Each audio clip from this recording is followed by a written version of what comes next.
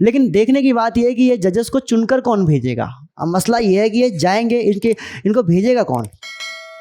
तो chief justice of India जो है वो हमारे प्रेसिडेंट ऑफ इंडिया के द्वारा अपॉइंट किए जाते हैं, ठीक है, ध्यान रखेंगे। और इन कंसल्टेशन विद द जजेस ऑफ द सुप्रीम कोर्ट और क्या कहते हैं and High Court as he considers necessary. तो आपके जो है सुप्रीम कोर्ट के जजेस का जो अपॉइंटमेंट है, ये अगर आपने स्क्रीनशॉट ले लिया हो तो मैं इसको मिटा रहा हूँ। सुप्रीम कोर्ट के जो जजेस है सुप्रीम कोर्ट के जजेस की अपॉइंटमेंट कौन करता है, वो प्रेसिडेंट ऑफ इंडिया करते हैं, ये बात ध्यान रखेंगे आप। अब हम बात करने वाले अपॉइंटमेंट के बारे में। ये कहानी थोड़ी सी लंबी है, इसीलिए मैं चाहूँगा कि आप सब लोग तसल्ली से आराम से बैठ जाए, इस कहानी को पूरा सुने, क्योंकि ये समझना बहुत ज़रूरी है कि अपॉइंटमेंट कैसे होता है। अपॉइंटमेंट्स जो है हमारे सुप्रीम कोर्ट के जजेस का जो होता है, सुप्रीम कोर्ट के जजेस का अपॉइंटमेंट जो है आपका जो करते हैं वो प्रेसिडेंट ऑफ इंडिया करते हैं, ठीक है ना, ध्यान रखेंगे। प्रेसिडेंट ऑफ इंडिया करते हैं, लेकिन प्रेसिडेंट ऑफ इंडिया जो है वो ऐसे नहीं करते।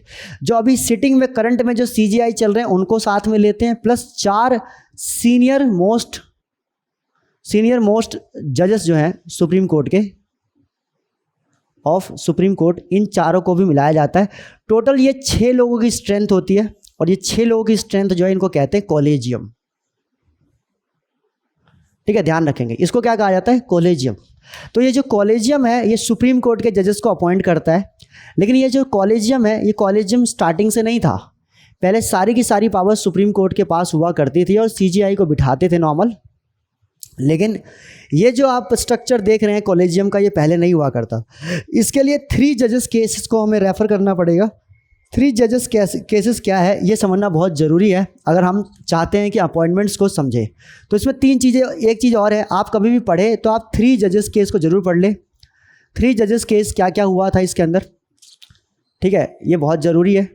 ये 3 केसेस है। एक आपका 1981 में हुआ था शायद, 1981 के बाद जो है आपका अगला केस जो हुआ था वो 1992 के अंदर, एंड देन उसके बाद 1998 के अंदर, ठीक है, 3 केसेस हुए थे। और इन 3 केसेस को मिलाकर ही कहते हैं 3 जजेस केसेस। पहला जो केस है उस केस का नाम जो है, मैं इसको मिटा दूंगा तब मैं आपको कहानी सही से समझा पाऊंगा। पहला जो केस है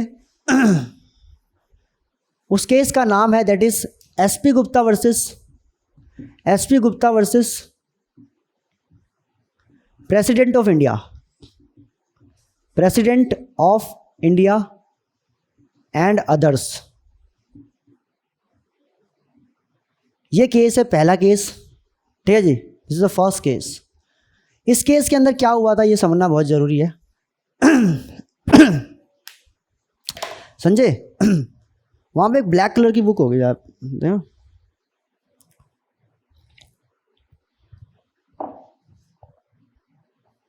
वहाँ सेकंड, हाँ सेकंड वाली। 3 जजेस केसेस के अंदर क्या है, इसके अंदर एक बार मैं आप लोगों को दिखा दूं जो है इस 3 केस, इन जजेस के केस में क्या हुआ था। बहुत इंपॉर्टेंट केस है, आप इसको रेफ़र करेंगे तो ये रहेगा कि आपको पूरी तरह से कंप्लीट तरीके से अपॉइंटमेंट जो है आपको क्लियर रहेगी, ठीक है, ध्यान रखने के लिए ज़रूरी है। मैं एक बार बस ज़रा सा मैं एक बार नज़र मार लूँ जिससे कि मैं आपको एग्जैक्ट इन्फॉर्मेशन प्रोवाइड कर सकूँ, ठीक है। 3 जजेस केसेस 1981 के अंदर अगर हम देखें, 1980 के टाइम पे क्या था, 1980 के टाइम पे Indira Gandhi was return in the centre in the union. Indira Gandhi के रिटर्निंग के अंदर जो है उनके एक लॉ मिनिस्टर हुआ करते थे जिनका नाम था Shivshankar was the law minister of Indira Gandhi in 1981। Shivshankar जो है, श्री शिवशंकर इनका पूरा नाम था, शिवशंकर कहते थे, बट मैं श्री लगा देता हूँ, मैं भी सम्मान देता हूँ, ठीक है। तो श्री शिवशंकर जो हैं वो आपके देश के लॉ मिनिस्टर हैं। ये एक सर्कुलर इशू करते हैं, किस किस को, ये सर्कुलर इशू करते हैं, ये सर्कुलर इशू करते हैं 2 लोगों को। पहला इशू करते हैं ये, मतलब 2 लोगों को क्या, जितने भी हमारे देश के जो गवर्नर्स होते हैं उन सबको, और जितने भी हाई कोर्ट्स होते हैं उन सारे हाई कोर्ट्स को जो है ये क्या करते हैं, गवर्नर, ये एक सर्कुलर इशू करते हैं। जैसे पंजाब के गवर्नर ऑफ पंजाब जो हैं उस टाइम पे क्या होता है कि इमरजेंसी लगी होती है शायद, मेरे हिसाब से, जहाँ तक मुझे आइडिया है। तो आपके जो है ये लॉ मिनिस्टर सबको जो है भेजते हैं, क्या सबको ये सर्कुलर भेजते हैं, गवर्नर ऑफ पंजाब और चीफ मिनिस्टर जितने भी अदर स्टेट्स के होते हैं उनको, प्लस जो है आपको हाई कोर्ट्स के लिए भी होता है पूरा का पूरा, ये सर्कुलर भेजा जाता है सब लोगों को। और ये कहते हैं कि अब जो है, अब जो हमारे हाई कोर्ट हैं, ठीक है, हाई कोर्ट्स या सीएम भी कह लो आप, सीएम भी ले लो, दैट इज़ इम्पॉर्टेंट। जितने भी हमारे देश के हाई कोर्ट्स हैं उन सारे हाई कोर्ट के अंदर जो है अब जो है 1/3 जो अपॉइंटमेंट्स होगी वो स्टेट से बाहर के लोगों की होगी, आउटसाइड द स्टेट होगी। इन्होंने कहा कि क्या होता है कि कभी कभी जो कोर्ट का जो जज होता है, वो कोर्ट का जज जो है वो सेम स्टेट से होने की वजह से क्या होता है कि इस दबाव में रहता है कि उसे जो है अपने स्टेट की गरिमा मर्यादा इसको बचाते हुए जो है कुछ फैसले देने होते हैं। और ऐसा जो है केंद्र का आरोप है उन तमाम हाई कोर्ट्स के ऊपर कि हाई कोर्ट जो है वो सारे के सारे क्या करे, वो सारे के सारे हाई कोर्ट्स जो है अपने अंदर जो कंपोजिशन है उनका, उस कंपोजिशन का 1/3 हिस्सा जो है वो बाहर के राज्यों के लोगों को बुलाए, बाहर के राज्य के जो है आपके जितने भी जजेस हैं उनको बुलवाए, जिससे क्या हो कि ऐसा ना हो कि सेम स्टेट की होने की वजह से जो है वो फैसला जो है वो पर्टिकुलर उन्हीं स्टेट के लोगों के फेवर में ज़्यादा जाता है, और जो बाकी अदर स्टेट्स के लोग जो उस स्टेट में आकर रहते हैं उन स्टेट के लोगों के साथ कोई भेदभाव होता है या कोई इस तरह की एक्टिविटी होती है। तो जो श्री शिवशंकर हैं लॉ मिनिस्टर, उन्होंने क्या कहा, उन्होंने कहा कि देखो हम चाहते हैं हर राज्य के अंदर जो हाई कोर्ट है, हाई कोर्ट के अंदर जो टोटल अपॉइंटमेंट्स हैं, टोटल जो जजेस की कंपोजिशन है हाई कोर्ट की, उसमें 1/3 जो है वो क्या हो, दूसरे स्टेट के जजेस होने चाहिए। जैसे कि जिस स्टेट के अंदर अलग अलग स्टेट के जो लोग आ रखे हैं उनको ऐसा ना लगे कि इस स्टेट के अंदर जो हाई कोर्ट है, उस हाई कोर्ट के अंदर जितने भी जजेस हैं वो सिर्फ सेम स्टेट के ही हैं, बाकी स्टेट्स के नहीं हैं। अब ये बात जो है यहाँ पर एसपी शंकर के मतलब कि ये जो है आपका मतलब कि सर्कुलर ने ऐसा लिखा। जैसी ही सर्कुलर ये इशू हुआ कि पूरे देश के अंदर एक हीटेड कॉन्वर्सेशन स्टार्ट हो गई, एक हीटेड डिबेट स्टार्ट हो गई। और इन लोगों ने इसी बात को, क्योंकि जब आप देश के कोर्ट के ऊपर कोई भी हाथ रखेंगे तो कोर्ट क्या कहता है, कोर्ट कहता है कि we are separate from the executive and the parliament legislature, you can say. तो लेजिस्लेचर का हम पे कोई अधिकार नहीं, ना एग्जीक्यूटिव का। एग्जीक्यूटिव सेपरेट है आपका I will say from the court judiciary. ये बात आर्टिकल 50 में पहले क्लियर कर दी है कि there is a separation between the state आपका एग्जीक्यूटिव और जुडिशरी एंड जुडिशरी। तो इन दोनों में जो है सेपरेशन की बात यहाँ कर रखी है। 121 याद होगा आपको, पार्लियामेंट के पास कोई राइट नहीं है कि वो कोर्ट के मसलों को जो है पार्लियामेंट में डिस्कस करे, और कोर्ट्स के पास ये राइट नहीं है 122 के अंदर कि पार्लियामेंट के मसलों को जो है अपने कोर्ट में डिस्कस करे कि पार्लियामेंट में ये क्या चल रहा है। तो सबको जो है क्या कर रखा है, सबके लिए जो है एक डेडलाइन सी क्रिएट कर रखी है कि सबके अपने अपने दायरे बता रखे हैं। और कोर्ट का ये आरोप रहा, देश के तमाम हाई कोर्ट का ये आरोप रहा कि जो लॉ मिनिस्टर श्री शिवशंकर हैं वो क्या कर रहे हैं, वो जुडिशरी के दायरे में इंटरफेयर कर रहे हैं, वो उसमें एंट्री मार रहे हैं। और ऐसा हम हरगिज़ बर्दाश्त नहीं करेंगे, ऐसा जो है हम बिल्कुल भी बर्दाश्त नहीं करेंगे, ठीक है, ध्यान रखेंगे। तो इन्होंने कह दिया कि जुडिशियल का जो इंडिपेंडेंस है, उस इंडिपेंडेंस के ऊपर गवर्नमेंट ऑफ इंडिया जो है अटैक कर रही है। हम रिक्वेस्ट करते हैं, नॉट रिक्वेस्ट करते बल्कि हम जो है अपनी तरफ से जो है ये अपील करते हैं कि जितने भी जो सर्कुलर आपने इशू किए हुए हैं वो सारे के सारे सर्कुलर को आप वापस ले लें। एंड प्लीज़ कोर्ट को मत सिखाए कि कोर्ट को किसको अपॉइंट करना है और किसको नहीं अपॉइंट करना है, ये सब बातें ना बताए। उसी टाइम पे क्या था कि उन्होंने कम से कम 7 से 8 स्टेट के अंदर जो है, टोटल 8 स्टेट के अंदर मेरे को जहाँ तक आइडिया है कि रिट पेटिशन फाइल कर दी। कम से कम 8 से ज़्यादा स्टेट्स के अंदर जो है रिट पेटिशन फाइल कर दी गई थी। उन्हीं 8 रिट पेटिशंस के अंदर जो है एक रिट पेटिशनर है इलाहाबाद हाई कोर्ट के जो है एडवोकेट हैं, जिनका नाम है एसपी गुप्ता। और एसपी गुप्ता जो है कम से कम 8 स्टेट के अंदर क्या हुआ, 8 स्टेट के अंदर जो है इसके लिए रिट पेटिशन फाइल कर दिया गया। बार काउंसिल ऑफ क्या कहते हैं आपका स्टेट्स के द्वारा, जितने भी बार एसोसिएशन थे उन सब लोगों ने क्या कर दिया, रिट पेटिशन फाइल कर दी। किसके ऊपर?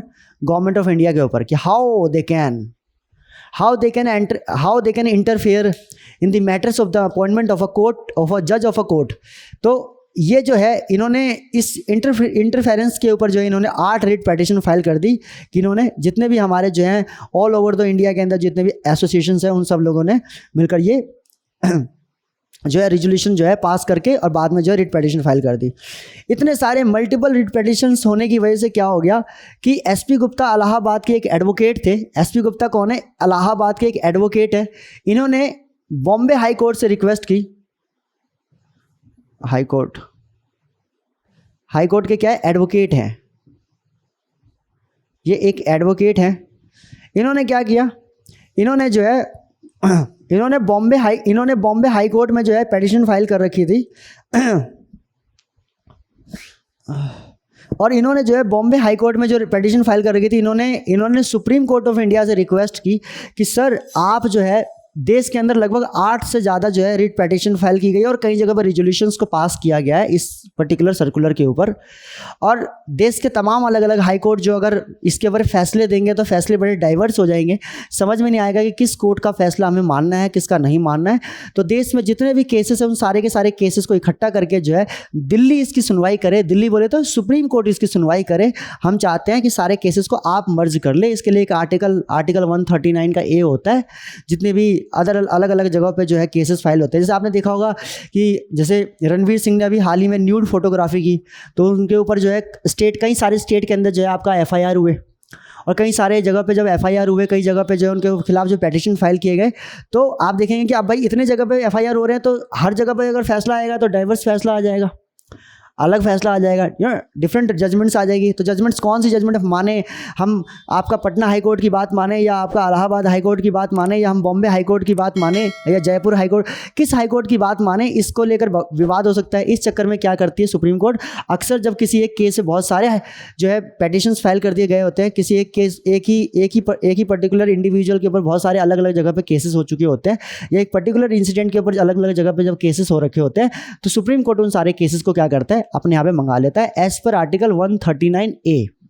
अभी आ रहा हूं मैं, इस पे भी आऊंगा, डोंट वरी। आर्टिकल 139 का ए कहता है कि सुप्रीम कोर्ट के पास पावर है उन सारे केसेस को अपने पास मंगाने की, और सुप्रीम कोर्ट जब फैसला देगा तो यूनिफॉर्मली पूरे कंट्री के अंदर एक ही फैसला जाएगा और सारे कोर्ट्स के लिए बाध्य होगा, सब कोर्ट्स को मानना ही पड़ेगा। 141 कहता ही है कि सारे कोर्ट्स के ऊपर बाइंडिंग होता है जो सुप्रीम कोर्ट फैसला देता है। अभी मैं इसकी भी बात करूंगा। जैसे कि अभी हाल ही में देखेंगे नुपुर शर्मा का केस हुआ था। नुपुर शर्मा के ऊपर बहुत सारे केसेस हुए, बाद में जो है सुप्रीम कोर्ट ने कहा कि भाई एक काम करो, सारे केसेस को जो है इकट्ठा करके जो है और उन सबको जो है कहाँ लेके आओ, दिल्ली लेके आओ, दिल्ली में डिसाइड करेंगे कि भाई क्या करना है नुपुर शर्मा के साथ, ठीक है ना। तो दैट इज़ ऑल कि ये सारी की सारी चीज़ें जो है एसपी गुप्ता ने रिक्वेस्ट की, इसीलिए जो है एसपी गुप्ता का ये पिटीशन जो है एक्सेप्ट कर लिया गया और सुप्रीम कोर्ट में जो है केस एंटरटेन हुआ। SP Gupta versus president of India. President government के जब भी कभी कोई केस होते हैं तो आपको पता होगा कि प्रेसिडेंट ऑफ इंडिया ज़्यादातर रहते हैं या गवर्नमेंट ऑफ इंडिया खुद ही रहती है। इसमें प्रेसिडेंट ऑफ इंडिया के नाम पे ये केस आया कि ये प्रेसिडेंट ऑफ इंडिया के पास पावर है तो ये कैसे आ गए, तो इसलिए केस का नाम पड़ गया SP Gupta versus president of India case. ये पहला जो है सुप्रीम कोर्ट के अपॉइंटमेंट को लेकर और हाई कोर्ट के अपॉइंटमेंट को लेकर जो है केस आया कि आखिर पावर किसके पास है अपॉइंटमेंट के, जुडिशियरी के पास है, लेजिस्लेचर के पास है, मतलब एग्जीक्यूटिव के पास है। अगर एग्जीक्यूटिव लेजिस्लेचर डिसाइड कर रहा है कि भाई हमारी अपॉइंटमेंट कौन करेगा तो फिर जुडिशियरी का इंडिपेंडेंस कहाँ गया। और जुडिशरी का इंडिपेंडेंस क्या है, बेसिक स्ट्रक्चर है कॉन्स्टिट्यूशन का, जो कि केशव नंदा भारती केस के अंदर 1973 के अंदर जो है सुप्रीम कोर्ट ने अपने फैसले में कहा था। तो ऐसे में जो है यहाँ पर एक मतलब जो है एक मैटर ऑफ कंसर्न है कि भाई आखिर यहाँ पर जो है कैसे जो है ये सर्कुलर इशू किया गया है हमारे लॉ मिनिस्टर श्री शिवशंकर के द्वारा, इसके ऊपर ही सुनवाई होनी थी। और फाइनली सुप्रीम कोर्ट के अंदर जो है आपका सुनवाई स्टार्ट होती है। एक तरफ एसपी गुप्ता है, एक तरफ एसपी गुप्ता है हमारे, और दूसरी तरफ जो हमारे रिस्पोंडेंट के तौर पे रहेंगे दैट इज़ लॉ मिनिस्टर, ठीक है, लॉ मिनिस्टर रहेंगे हमारे, गवर्नमेंट ऑफ इंडिया की तरफ से लॉ मिनिस्टर है हमारे, ठीक है। और उसके बाद अगर हम बात करेंगे ओके, तो एक तरफ नहीं, दोनों ही है, गवर्नमेंट ऑफ इंडिया भी है और लॉ मिनिस्टर भी है। तो रिस्पोंडेंट दो हैं, एक लॉ मिनिस्टर है, एक गवर्नमेंट ऑफ इंडिया है,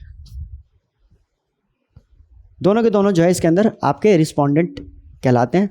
तो इन दोनों के बीच में जो है आपका जो है ये पूरा का पूरा बहस है, और इसमें जो फैसला आएगा यही फैसला कहलाता है फर्स्ट जजेस केस, ठीक है, ध्यान रखेंगे। इसमें क्या होगा, इसमें जो है इसमें सीजीआई ये रिकमेंड कर देते हैं सीजीआई कहते हैं सॉरी इनमें कहा गया कि भाई अगर कहीं पे कोई सुप्रीम कोर्ट का फैसला ये रहता है कि अगर कहीं पे कोई कोजेंट सिचुएशन है, कोई कोजेंट रीजन है, मतलब कि कोई सीरियस कंडीशन है, और ऐसी कंडीशन में अगर जो है अगर एग्जीक्यूटिव कोई फैसला लेना चाहे, जैसे उन्होंने लाइन दी थी कि they declared the primacy of the CJI's recommendation और judicial appointments and transfers can be refused on the cogent regions.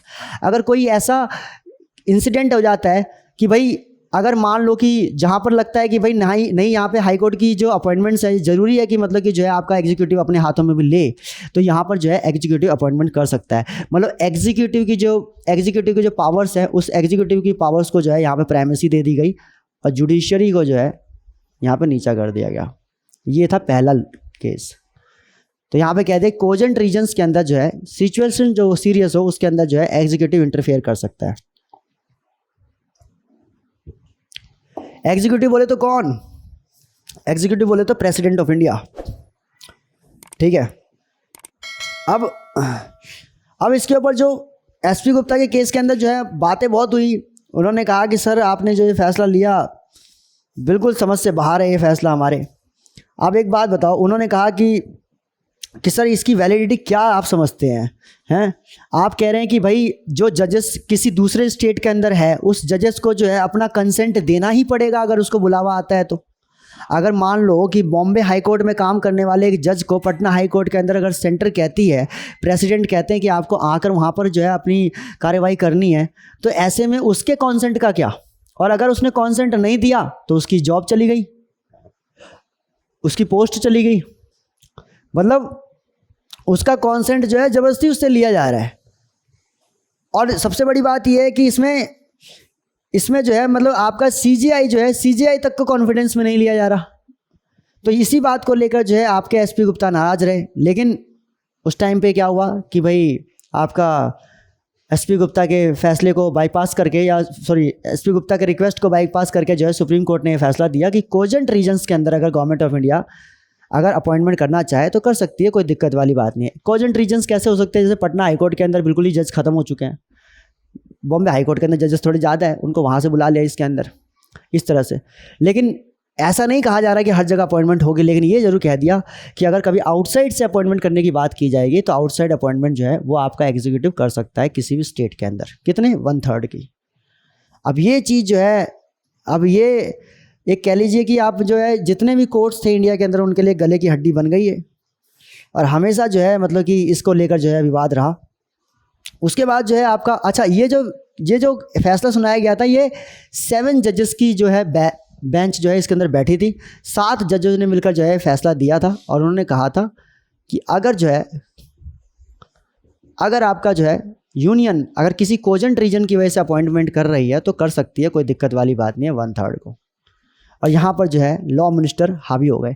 ज़्यादातर ऐसा रहता है कि जब देश में प्रधानमंत्री कोई ताकतवर होता है ना तो कोर्ट अक्सर टिल्टेड रहता है प्रधानमंत्री की साइड में, और जहाँ प्रधानमंत्री थोड़ा सा मतलब उतनी उच्च छवि का नहीं हो पाता या नहीं होता तो वहाँ पर क्या होता है कि ज़्यादातर कोर्ट्स जो है हावी हो जाते हैं, प्लस प्रेसिडेंट भी हावी हो जाते हैं।